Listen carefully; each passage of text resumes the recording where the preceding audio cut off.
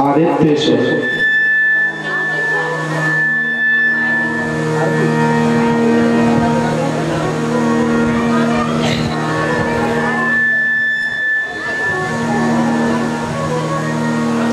जीवन जीने की दृष्टि से देखें तो भी भागवत की कथा जरूरी है। भगवत प्राप्ति से देखेंगे तो भी भागवत की कथा जरूरी है।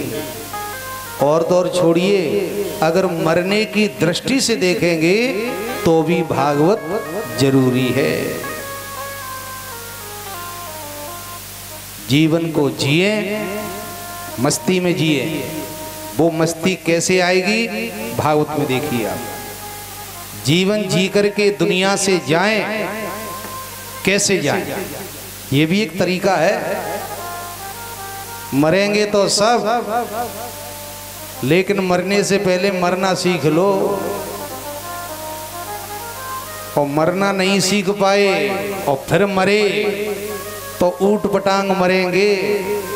इसलिए मरने से पहले मरना सीख लो। संतों में गृहस्थों में कितना अंतर है। हम लोगों ने मरना सीखा नहीं है। अच्छा, मरना कन्फर्म है, ये भी बात है। अगर ऐसा भी होता कि 100 लोगों में से 50 मरेंगे, 50 नहीं मरेंगे, तो हो सकता है हमारा नाम उसमें आ जाए। लेकिन ये भी कन्फर्म है, यहाँ तो 100 के 100 ही मरेंगे, एक भी बचेगा नहीं। तो अब मरना तो निश्चित है, तो फिर कैसे मरेंगे। इसीलिए संत में और गृहस्थ में कितना अंतर है। गृहस्थ जब दुनिया से जाता है तो शोक मनाते हैं, लेकिन संत दुनिया से जाता है तो महोत्सव मनाते हैं। बताइए आप।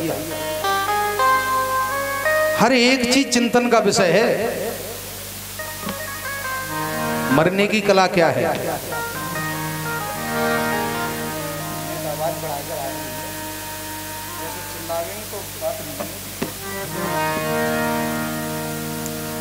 कबीरदास जी ने भी कहा है,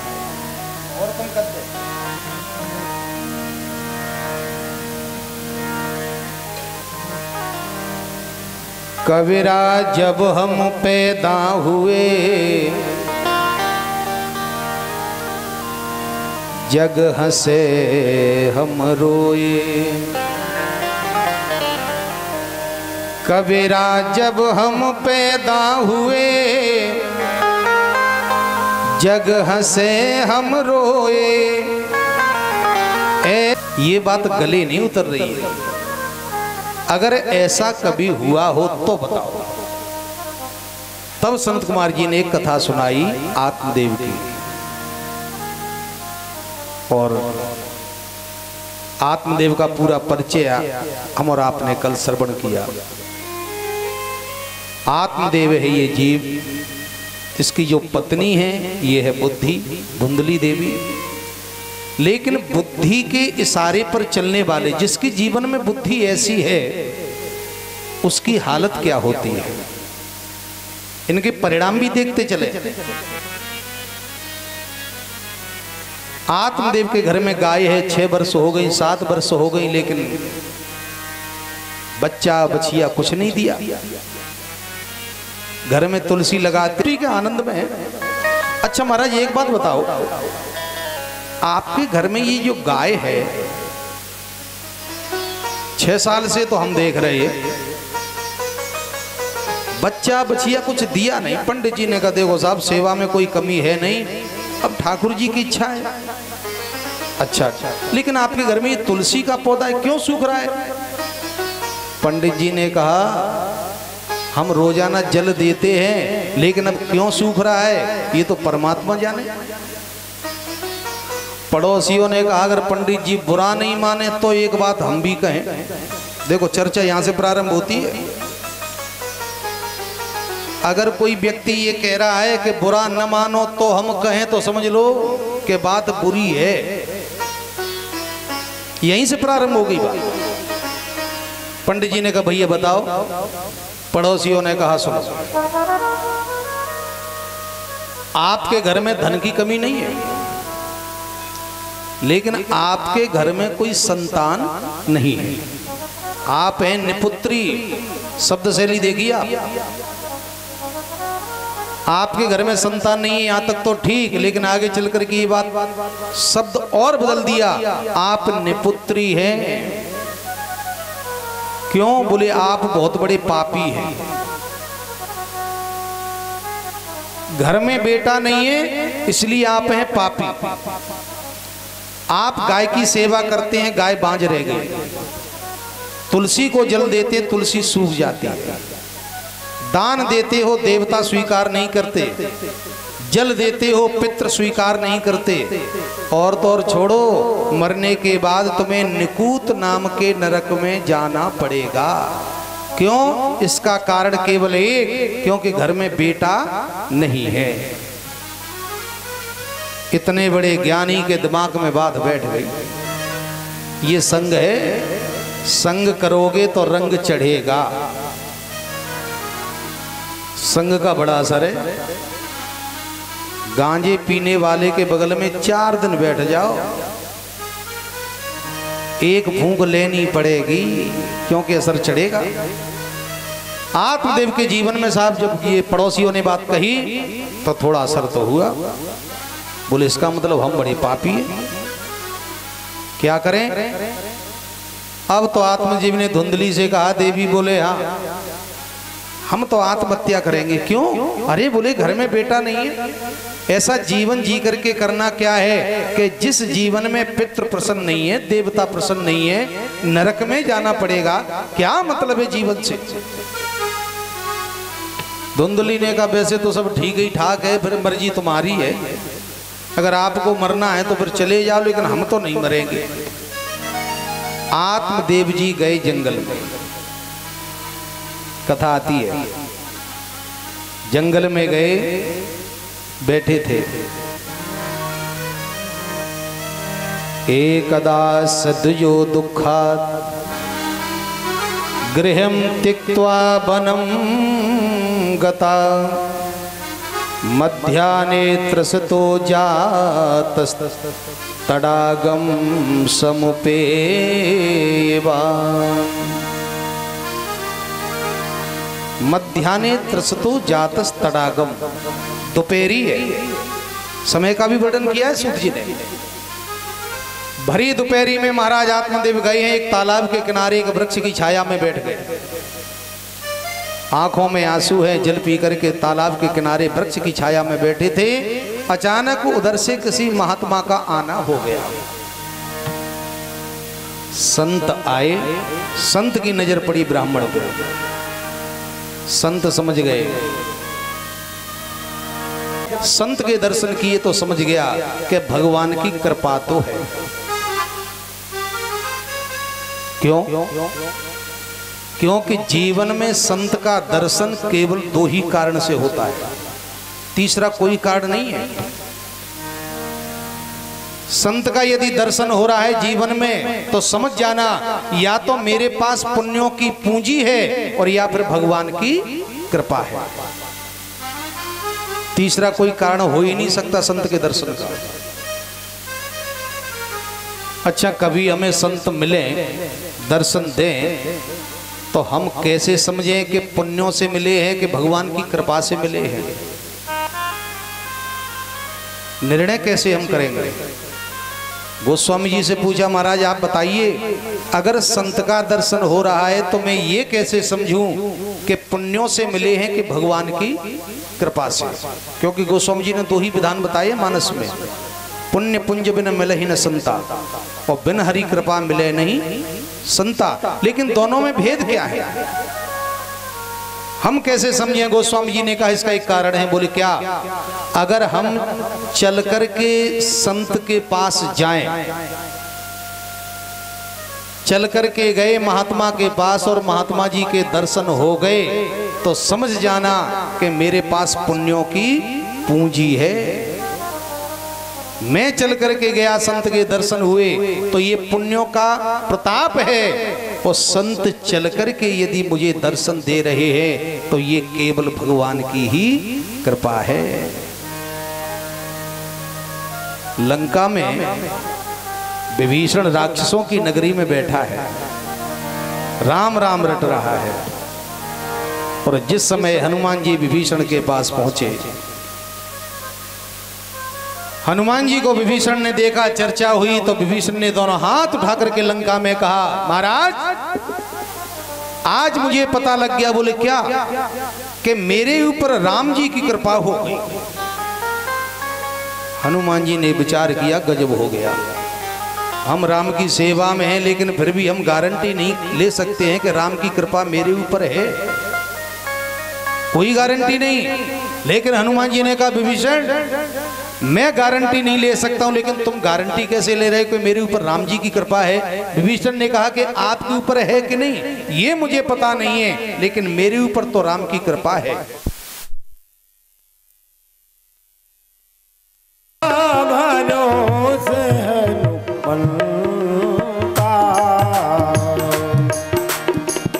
विभीषण कहता है पक्का भरोसा, अब मोहे भरोसे हनुमंता, अब मोहे भरोसे हनुमंत। की नजर खुली, आंखें बंद करके बैठे रो रहे थे आत्मदेव, लेकिन नजर खुली, सामने देखा तो समझ गया कि भगवान की कृपा तो हो गई। अब ये कृपा कैसे लें, ये भाव देखिए। मुपभुंजते किम ब्रवीम रसे दुखम पूर्व पापेन संचितम। क्या कहूं महाराज आपके सामने, हम तो पहले जन्म के पाप भुगत रहे। सन्यासी ने कहा, गजब कर रहे हो भाई, तुम्हें कैसे मालूम पड़ गया कि हम पहले जन्मों के पाप भुगत रहे? बोले महाराज ये तो दिखाई ही दे रहा है। क्या? तब आत्मदेव ने कहा ए में आगे कोई बारिश न हो। ये ज्ञानी की भाषा है। हम लोग भी कभी कभी ऐसा विचार कर लेते हैं, बोले धन तो है, घर में बेटा बेटी है ही नहीं, किस मतलब का धन? क्या ये धन केवल बेटे के लिए ही कमाया है? थोड़ा चिंतन हम भी आप भी करते चले इस पे। अगर कोई दुनिया में ये कहता है कि धन बहुत है लेकिन घर में कोई संतान नहीं है, बेकार है वो धन, समझ लो वो मोह के जंजाल में पड़ करके बोल रहा है। आत्मदेव की बिल्कुल यही भाषा है। एक महात्मा जी से आत्मदेव ने कहा है ऐसा कुल, ऐसा परिवार, ऐसा धन, ऐसा घर बेकार है जिसमें कोई आगे भोगने वाला न हो। और तो और क्या कहूं महाराज, मेरे घर में कोई कमी नहीं है, न धन की है, न घर की है, न पत्नी की है, सब कुछ है, लेकिन घर में कोई संतान नहीं है। मैं निपुत्री हूं, मेरे संतान नहीं है इसलिए देवता प्रसन्न नहीं है, संतान नहीं है, पितृ प्रसन्न नहीं है, संतान नहीं है, तो मुझे मरने के बाद नरक में जाना पड़ेगा क्योंकि मैं पापी हूं।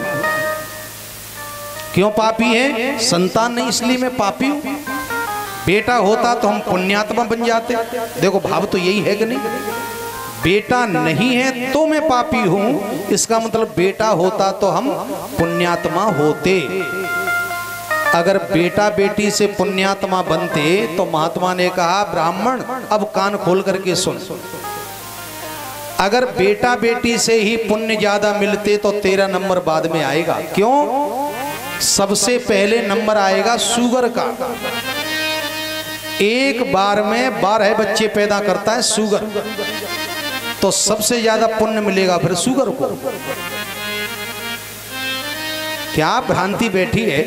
बेटा नहीं है तुम पापी है, और बेटा नहीं है तो नरक में जाएगा। सन्यासी ने कहा ब्राह्मण तेरा नंबर फिर भी बाद में आएगा। बोले क्यों? बोले जितने ये बाबा बैरागी है ना, इनके कोई बेटा बेटी है ही नहीं, तो सबसे पहले नरक में नंबर इनका लगेगा कि नहीं लगेगा? अगर बेटों से स्वर्ग नरक मिल रहा है तो न बेटे से स्वर्ग मिलेगा न बेटे से मिलेगा नरक। तो फिर क्या कारण है? के मुंचा ज्ञानम प्रजारूपम। संत की वाणी सुनिए अब आप। के मुंचा ज्ञानम प्रजारूपम बलिष्ठो कर्मणो गति विवेकम तु समासाद्य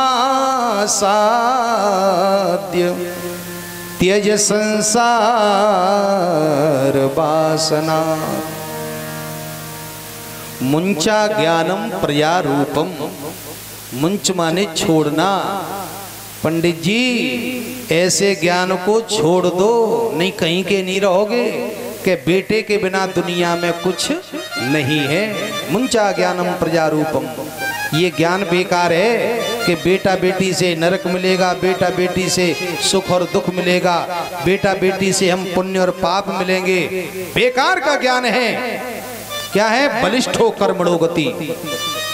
जीवन में अगर कुछ करना है तो अपने कर्म पे ध्यान दो, न कि बेटा बेटी पे।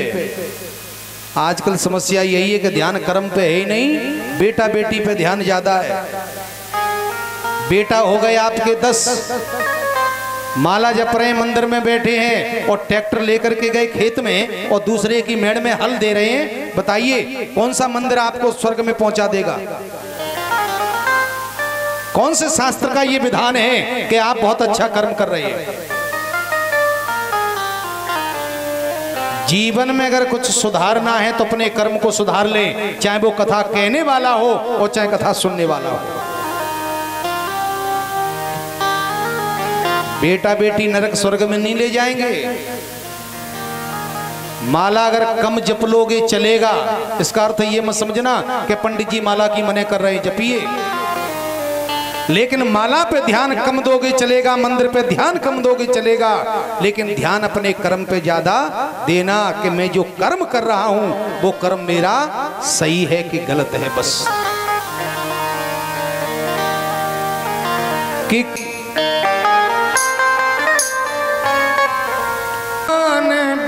ईश्वर चेरा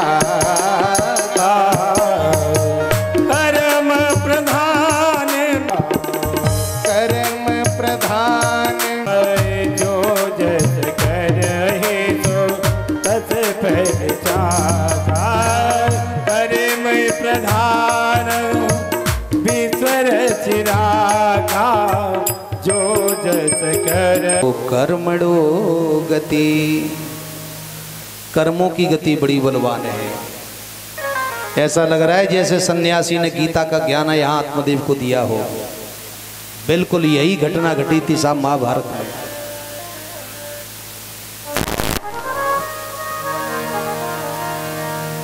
अर्जुन दोनों सेनाओं के बीच में खड़े होकर के साहब क्या कहा? सेनयोर भयोर मध्य रथम स्थाप्य मेच्युत। शब्द ये कहता है कि अर्जुन आदेश दे रहा है। सेनयोर भयोर मध्य, दोनों सेनाओं के बीच में मेरा रथ। बताइए धर्म की बात कर रहा है कि अधर्म की बात कर रहा है अर्जुन? अगर हमारे सामने परिस्थिति हो कि अपने भाई का वध करके, अपने गुरु का वध करके, अपने दादा का वध करके अगर मुझे घर की मालकी मिल रही है तो ऐसी मालकी हमें नहीं चाहिए। अर्जुन एक एक बात बिल्कुल सही कह रहा है।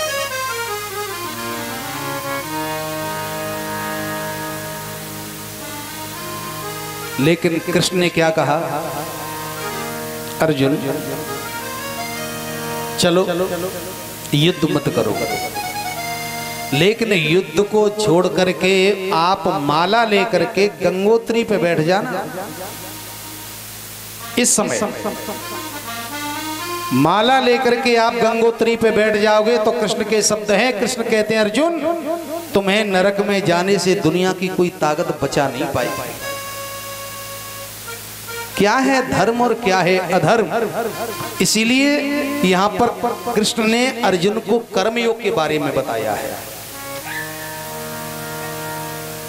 गुरु, पिता, भाई, स्वजन, ये बाद की चर्चा है। पहले ये देखो कि आप खड़े कहाँ हैं युद्ध के मैदान में। कौन है आप? क्षत्रिय हैं। क्षत्रिय जिस समय युद्ध के मैदान में खड़ा होता है उस समय उस क्षत्रिय का धर्म क्या है?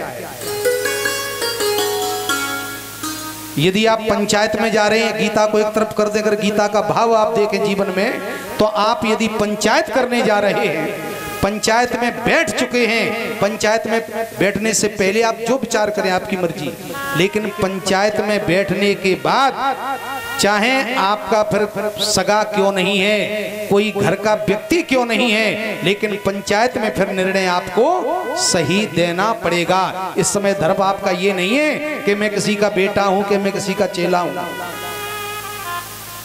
गीता का एक एक पॉइंट उठा करके देखें आप। हर व्यक्ति को ये नहीं है कि केवल गीता का ज्ञान है, हमारा जीवन भी एक महाभारत के मैदान की तरह है साहब। कहां खड़े हैं?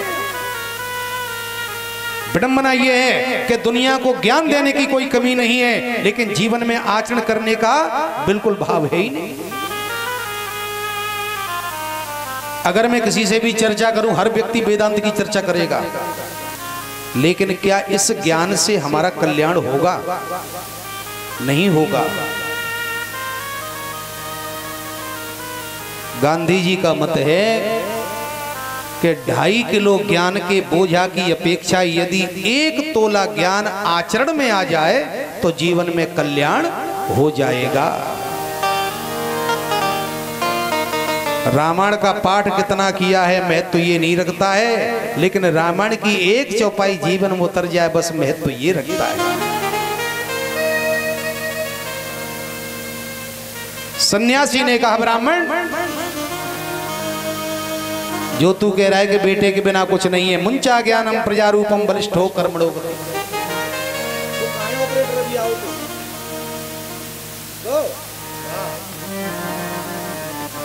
आवाज बढ़ाओ जान, बेस डालो जान, मिट डालो जान। सामान नहीं है तो मने कर दो कि हमारे पास सामान है नहीं। कैसे कहें आप?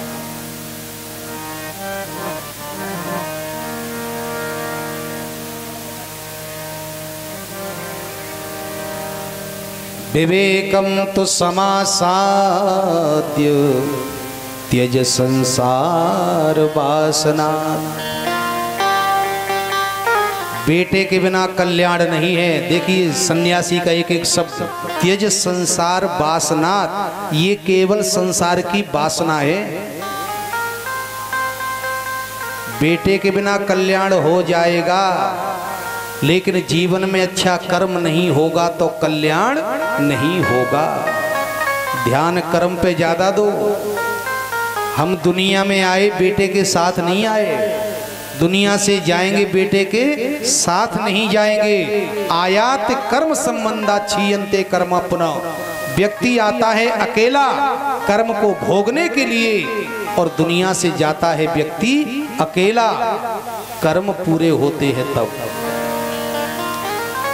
ये जो परिवार है ना, ये मित्र हैं, सगे संबंधी हैं, ये कितना साथ देंगे। साथी है मित्र गंग के जल बिंदु पान तक। हमारे जो मित्र हैं, सगे संबंधी हैं, चारपाई से नीचे उतार करके जब महाराज कुसा के ऊपर लिटा दिया जाएगा तो ये लोग आएंगे और कहेंगे भैया एक काम करो, थोड़ा मोड़े में 2 बूंद गंगा जल डाल दो। कितना साथ इनका रहेगा। साथी है मित्र गंग के जल बिंदु पान तक। तो बोलिए पत्नी तो मेरी है, तो कान खोल करके सुन लीजिए। अर्धांगिनी बढ़ेगी केवल मकान तक। जिस समय यात्रा चलेगी पत्नी रो करके आपका साथ देगी जरूर, लेकिन कहां तक। जब यात्रा प्रारंभ होगी तो पत्नी रो करके साथ चलेगी, लेकिन घर की जहां देहरी आएगी, दरवाजा आएगा, पत्नी के कदम अपने आप रुक जाएगा। फिर यहां से यात्रा आगे बढ़ेगी, परिवार साथ देगा, लेकिन कहां तक। परिवार के सब लोग चलेंगे स्मशान तक। परिवार भी साथ देगा, लेकिन कहां तक, केवल मरघट तक। किसी ने कहा तो फिर ये बेटा से मैंने बड़ा प्रेम किया है, बेटा मेरे साथ में जाएगा। तो साहब कभी बिंदु जी के शब्द हैं, ये अपने नहीं है। साथी है मित्र गंग के जल बिंदु पान तक। अर्धांगिनी बढ़ेगी केवल मकान तक। परिवार के सब लोग चलेंगे स्मशान तक। बेटा भी हक निभाएगा अग्निदान तक। बेटा साथ देगा कब, जब तक अग्नि चिता में नहीं लगेगी तब तक। बेटा भी अग्नि लगा देगा और चिता से मुख पीछे की तरफ मोड़ लेगा। फिर कौन है साथ, कोई नहीं रहा। तब बिंदु जी ने कहा इससे तो आगे, यात्रा तो यहां नहीं रुकेगी, यात्रा तो और भी आगे जाएगी। इससे तो आगे भजन ही है साथी। इससे तो आगे भजन ही है साथी। हरि के भजन बिन अकेला रहेगा। इससे तो आगे भजन ही है साथी। हरि के भजन बिना कायम न जग का झमेला रहेगा।